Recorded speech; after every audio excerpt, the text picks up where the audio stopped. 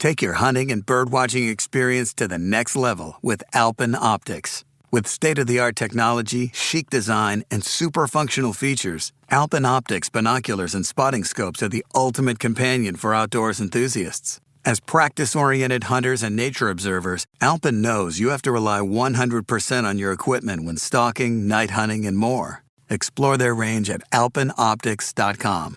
Alpine. Discover the difference. Did you miss your deadline to renew your Medicaid coverage? You can still send your completed annual review form to Healthy Connections Medicaid. You may be assigned to another health plan, but you can ask to come back to First Choice within 60 days of renewed Medicaid eligibility. It's your family. It's your choice. First Choice is the right choice. Renew and choose us. Visit selecthealthofsc.com/renew to learn more.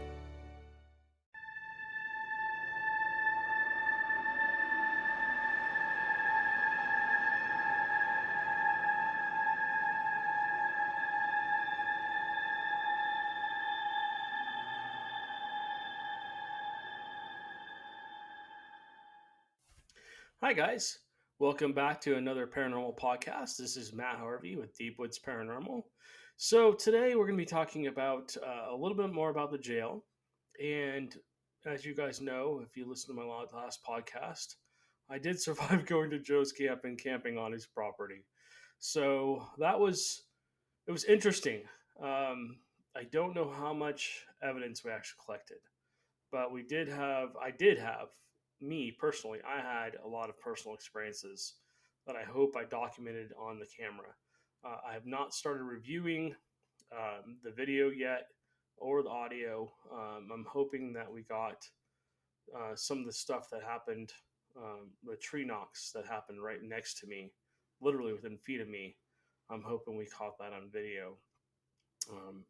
When I turned to look back, there wasn't anything there. Let's face it, most people aren't making massive turkey feasts on the regular, and after 364 days of not thinking about it, it can be hard to get that bird just right. That's where Instacart, the holiday rescue app, comes in. From getting all the ingredients to prep a full seasonal spread to getting last-minute swaps in a turkey emergency, Instacart has everything a holiday host needs to save face and save dinner. And right now, if you download Instacart, you get free delivery on your first 3 orders and delivery in as fast as 1 hour. Offer valid for a limited time. $10 minimum per order. Additional terms apply. It is Ryan here, and I have a question for you. What do you do when you win? Like, are you a fist pumper, a woohooer, a hand clapper, a high fiver? I kind of like the high five, but if you want to hone in on those winning moves, check out Chumba Casino. At ChumbaCasino.com, choose from hundreds of social casino-style games for your chance to redeem serious cash prizes. There are new game releases weekly, plus free daily bonuses. So don't wait. Start having the most fun ever at ChumbaCasino.com. No purchase necessary. VGW. Void were prohibited by law. See terms and conditions. 18+. Hey guys, it is Ryan. I'm not sure if you know this about me, but I'm a bit of a fun fanatic when I can. I like to work, but I like fun too. It's a thing. And now the truth is out there. I can tell you about my favorite place to have fun. Chumba Casino. They have hundreds of social casino style games to choose from with new games released each week. You can play for free anytime, anywhere. And each day brings a new chance to collect daily bonuses. So join me in the fun. Sign up now at ChumbaCasino.com. No purchase necessary. VGW. Void were prohibited by law. See terms and conditions. 18+. So let's start from the beginning. Okay. So last weekend, I went up to Joe's camp. I spent Saturday night and Sunday night there to do a Bigfoot expedition on his property. We had the opportunity to go over to a gentleman named David's house. David has also been researching the paranormal for quite a long time. And so essentially,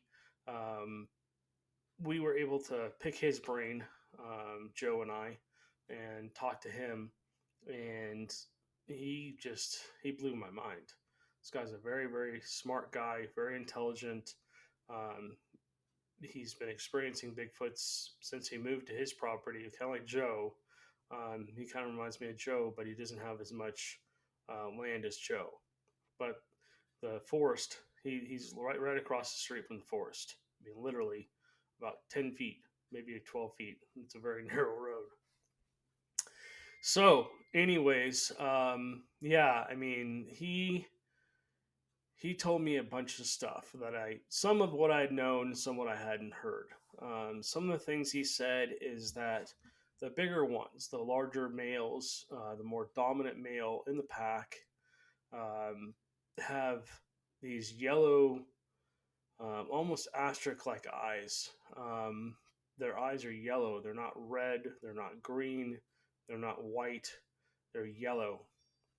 Another thing that he was talking about was in his area, apples and peanut butter cookies, believe it or not, cookies, um, and grapes are what the Bigfoots really like on his property. His property, they have juveniles that come down and sit right in the tree line, right across from the road, right behind the road. I mean, literally 2 or 3 feet from the road, and they'll sit there and they'll climb up the tree. Supposedly, I've never seen a Bigfoot climb up a tree, but I've heard multiple witnesses talk about it.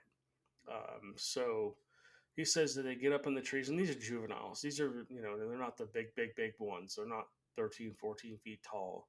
They're probably between, 6 and 8 feet tall, and they probably go 200 or 300 pounds. They're probably my size and my build, more than likely. We didn't really get into too much details about size and shapes of them, but he did say they were juveniles.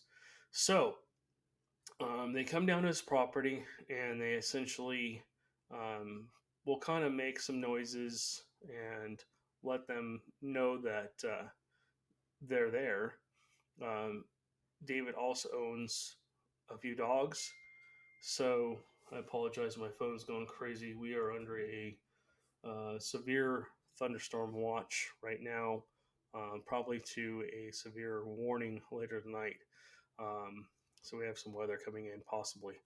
Anyways, that's why I want to get this podcast out as quick as possible. I want to be ahead of the storm, literally. On top of going to David's, we were able to go down into. He told us about a place down the road from his place, and it's still the national forest. It's the same forest Joe lives in. The forest down there is massive. I mean, just miles and miles and miles of just forest, thick, dense forest. And so what we did was, after we left David's house that afternoon, he told us where to go. Joe and I went and visually looked. We just drove about 2 or 3 miles an hour down the road, because that's where David says he sees them. And he said David has had 4 or 5 encounters on that road going through the national forest over there. Unfortunately, it got out that he had some sightings. And so everybody in his area decided, oh, well, I got to go check that out too. And so essentially, it became a very popular spot. And essentially what was there is there's deer and there's hogs. And what happens at night is these Bigfoots will go through and herd these deer and hogs into a slaughter area. And essentially, they'll grab them and kill them. I've heard that they break off their legs and stuff like that. That's something that we found at Joe's place. We found a deer carcass, all the legs missing, and I've told this story many times. But essentially, Christy and I walked out, and there's deer carcass, and so we went traveling up into the area of his woods on his property, and long story short, we walked through a path area that had some trees, some shrubs that were kind of narrow to get through. And we went up another about 15, 20 feet and kind of turned back around. When we came back down, something had pulled a piece of tree limb through that hole where we walked through. And then we found the deer carcass essentially up by where we were, literally like 30, 40 feet from us. So anyways, that was interesting. Okay, so let's get back to David in the National Forest. So as Joe and I were driving through, we were looking for signs of Bigfoot. We were looking for trees bent over. We were looking for, basically tree structures, loops, We wanted to see if we could see any footprints in the mud. The mud was basically, the ground was pretty dry, so there wasn't any footprints, but it had rained the night before. So essentially, that's what we did. We went and looked, and we saw a lot of stuff. I mean, we saw a lot of markers.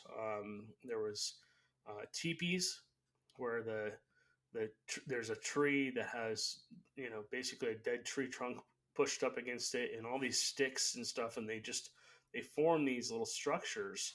Not exactly sure what they mean at this point, but it was interesting. So, and then there was like trees where they were literally bent over, pine trees, literally bent all the way over. And David has actually seen them do that before. He's seen the juveniles over there, and essentially they bent the trees over and made it so essentially the trees are like looped over, and then basically they would let go of it. He was watching this, it let go of it. He couldn't actually see the Bigfoot, but he could see the tree going back and forth. He could see it bend over, and then basically he saw it flip back up. So that was interesting to hear him say that. He told us a few other things that I'm not going to give away because this is something I want to hold on to. Some very interesting information that I've never heard before, and actually, I think he said I talked to him on the phone one time, and it was kind of hard to hear him because Joe's phone's not that great. But yeah, he had told me a story over the phone about something, and so he told me that again, which was interesting. So David's very credible witness. Don't want to get into too much information on him, just because I don't have permission to. I don't think he'll mind if I'm kind of talking about him and his property, because nobody's going to know where it is or anything. Anyways, so I went and set up a tent on Joe's property. I thought as I set up the tent, oh yeah, I'm going to have all these activity and all this other stuff. Got the tent set up around noon. And Joe came walking over. He goes, okay, so this is about the time they start doing tree knocks. And all of a sudden you start hearing one knock, and then another knock, and another knock, and another knock. And unfortunately, by the time I grabbed my phone out of my pocket, they'd stopped. But there was about 7 or 8 of them, just boom, boom, boom, boom, boom, all different directions. And he was saying that essentially he thought that they were trying to figure out where each other one was, each of the other Bigfoots was. Not sure if they were coordinating some hunting or if they only do that at night out there. But I did leave offerings. So some of the things that I brought up there before I talked to David were corn. Supposedly I like corn. I left a bottle of water, and I left some jam on a plate as well up there for them. And so there was all that stuff. And then after talking to David and hearing what he had to say, they seemed to really like peanut butter.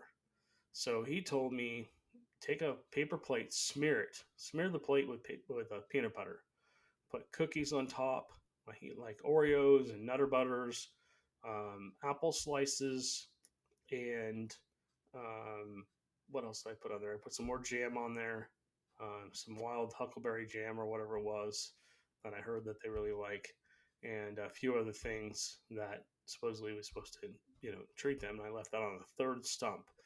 If you watch our YouTube show, which I'm still editing the video, that should be in that YouTube show coming up probably in a couple weeks. So yeah, that's basically Joe's camp. So also another experience I had, and then, like I said, I hope I got it on camera. On the front left side of Joe's property, there's a cane field. I mean, it's big. It's probably 100 square feet or more. Maybe, actually probably bigger than that. It's probably half an acre, maybe more than that.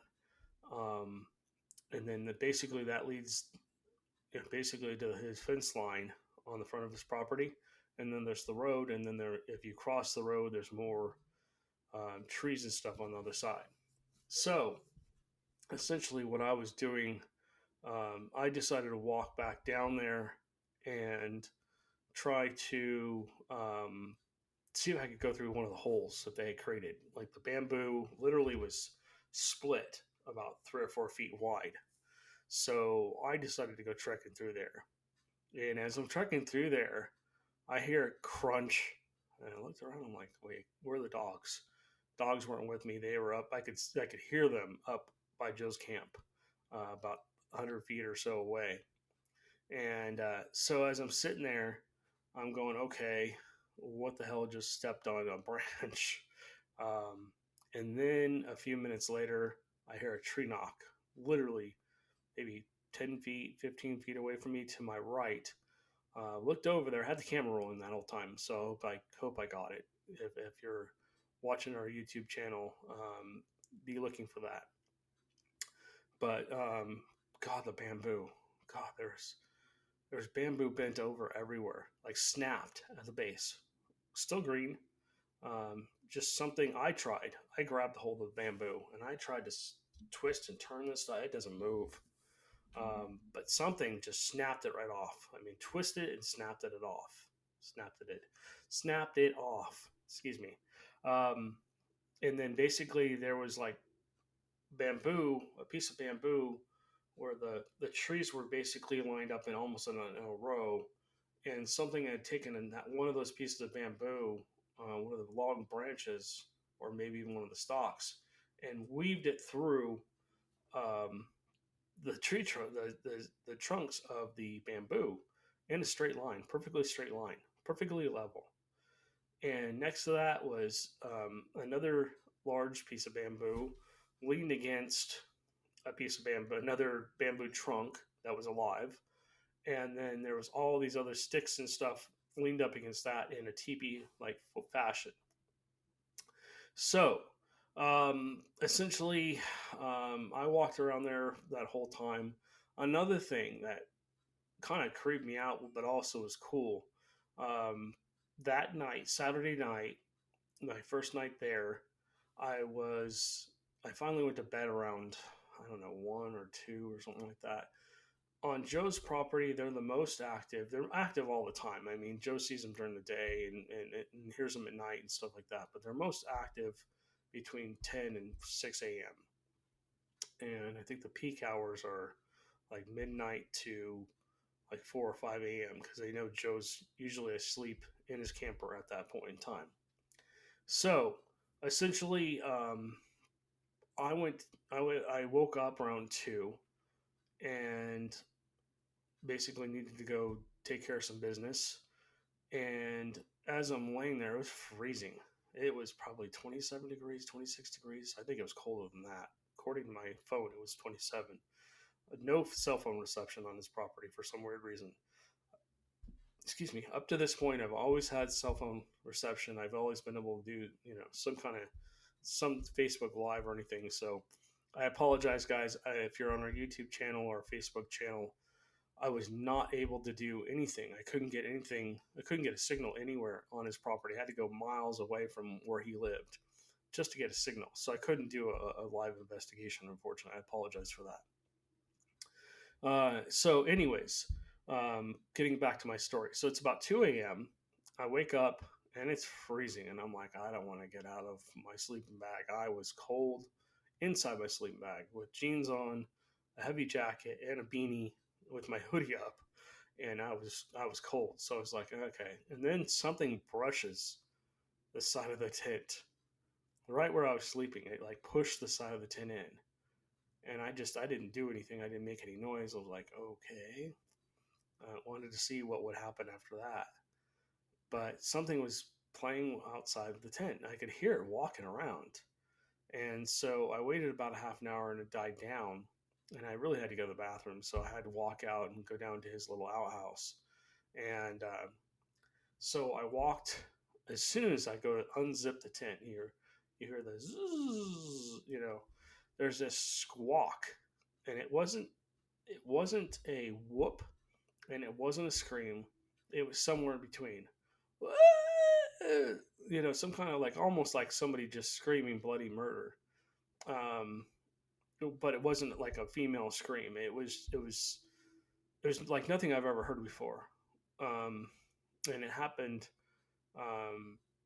right as soon as I did that. And so I walked out and I kind of looked at the tree line, and I'm looking. I'm like, okay, I don't see anything. And I'm like, I bet you they're standing right there because I was camped across the way from where the blind was, and I figured maybe something had come into camp. I had trail cams up everywhere, so I will be checking those trail cams. I didn't get very many photos or videos, so I'm going to see if any of it's anything else than Joe and I moving around his camp or the dogs moving around the camp. But I had those up on Saturday night. Sunday night, I took them down. I'm like, okay, I think if they're going to come in here and do anything, I need to remove all of the cameras, let them see there's no cameras. I left the offerings out another night, and that's when I put out like the peanut butter and the cookies and the apple and all that other stuff. In fact, I even walked out and left apples on their tree structures. I did check it on Sunday morning; they were still there. And then I checked it on Monday; they also were still there. So I don't know if they were active in that area. Maybe because I was camping out there, they decided not to come in. But yeah, very interesting. So yeah, I mean, just a just a cool experience. And then I did find a couple of footprints. We found a pretty good sized one out there, fresh footprint. So I know they're still there. Um, just because, and if you've heard me talk about this before, I apologize. Just because Joe had to remove all the pine trees, which was about 50 or 60% of the trees on his property, because of the bark beetles, and he didn't want fire danger. He basically, I think that affected the Bigfoots and them coming onto his property down to basically where I was. If I had camped and those trees were still there, I think I would have had a lot more activity. I think they would have felt more comfortable coming into camp. Um, I also did have another sighting. I saw what looked like a juvenile. Um, I just saw like this cone-shaped head, not quite cone, but just like an egg-shaped head with a lot of fur on it. And I think I'm pretty sure I saw shoulders. It wasn't much bigger than me, but it was crouched down behind where the little creek on his property is. The creeks, he has three creeks that run across his freshwater creeks that run across his property. So yeah, I did. Let's see. Other than that, I don't remember if I experienced anything else. Um, Trying to think. When we went out with David, we actually went back out Saturday night with David onto the national forest, and we had two thermals. We had a spotlight, and we had two pairs of night vision binoculars that record. And we didn't see anything. We heard something. Could have sworn I heard a whoop a couple times, and we definitely heard um, like tree branches being snapped as we pulled over. We drive a little bit and pull over to places where David had experiences before in the national forest, and we would stop, turn the car off, and go quiet and just sit and listen. And you could hear things walking around, but we couldn't physically see them. I actually did think I saw one time. I think it ducked behind a tree as I looked over at it. I think their curiosity is what basically got me the opportunity to possibly see. And I don't know if it was Bigfoot, but it was a black silhouette, and I just saw it move from in the clearing to behind a tree, which is a lot like Bigfoot basically do. So, anyways, Joe's camp. I would say at this point, I don't know if we're going to go back up for a while. It's not. It was. I want to say it was a little bit active, but it wasn't like what we're used to experiencing on his property. I think the next time I go up to his area, I'm going to, and hopefully Amanda will be able to go with me. She had food poisoning of some sort, and it took her over a week to get rid of it. It went from food poisoning to something else, and no, I did not poison her. So essentially, she got some kind of buildup in her stomach, and yeah, she just couldn't go. We tried, but the doctor's like, no, she's not going. You can't take her up there; she'll just get sicker. So she unfortunately had to stay home. And so, like I said, the next time I go up there, I think I'm going to backpack it. I'm going to carry a little tent, um, some kind of air mattress or foam mattress, and then as much gear as I can physically carry on my body. I'll probably take the full spectrum camera back out with me, and then also take the GoPro because they're light and they won't be heavy to carry. I don't want to really be carrying around a big heavy camera. That'll also make me loud. And I want to go camp in some of these areas across from Joe's camp. There's another freshwater creek, which I think they're crossing the road from Joe's camp over to that side. And then because it's public land, that's public land. I can camp over there. And then there's other places like the National Forest down by David's house, which is about 20 minutes away. Same forest, like I said, this forest is massive, but we had to drive about 20 minutes to get to David's house. And so essentially, I think I'm going to go over to his area. Maybe David will want to come out with me, and I might spend a night or two in that area. That'll probably be the next Bigfoot expedition where we spend multiple days out at a location. But what I'm probably going to do is park my car at Joe's camp and then essentially walk into. Whoa. Hello?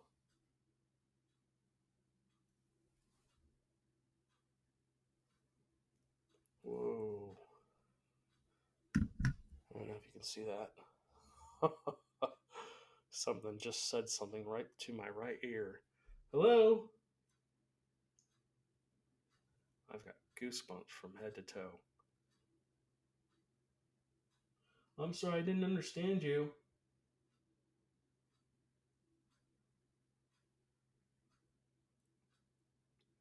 Yeah, nothing creepier than being doing in the middle of a podcast and have a voice come into your right ear. Um, yeah, so I'm wondering if one of the items behind me, let me turn this just a little bit. Oops. So we've got the haunted doll. We've got this binoculars for the theaters. We've got, of course, the dog's ashes, and then we've got that thing. It's a little dragon that came from an estate sale where somebody had just died. So I don't know what they were saying, but pretty interesting. Anyways, guys, so I'm going to wrap this up. It's getting a little long. More Bigfoot expeditions coming. I'm not exactly sure when or where we're going to be going. I definitely want to get back out to a couple of the places that we haven't been to for a while and see if there's more activity during this time. I want to go back to that one location where I saw the Bigfoot or whatever it was walk through that essentially that opening. It almost looked like a doorway, but I don't want to go alone. So I usually feel pretty safe going out and Bigfoot researching and stuff on my own, by myself, middle of the night till 3 or 4 o'clock in the morning. It doesn't really bother me that much, but I just felt like if I crossed through that doorway, and you can go back and watch our Bigfoot videos on our YouTube channel. And if you're interested in finding out more about Joe's Camp, go to our YouTube channel and watch Joe's Camp. We are on Rumble now too. If you guys don't like YouTube, we're on Rumble, and then also, of course, we've got our TikTok videos that we do, but they're much shorter than this. So, anyways, so future plans, getting back out and doing more Bigfoot research. We may also have an opportunity. We do have an opportunity to investigate a location that seems to be very actively haunted. Maybe I'll talk about that in the next podcast. We just did an investigation there. That YouTube video will be up, the old jail. We did a live video there for a little while and stuff like that. So we will be investigating that location as much as possible here in the next little while in the near future. We are in good standing with the owners and stuff like that. So that'll be cool to continue to document the paranormal activity, the ghosts in that area and stuff like that. So, all right, guys, I'm trying to get a few more guests on, a couple of Bigfoot researchers as well.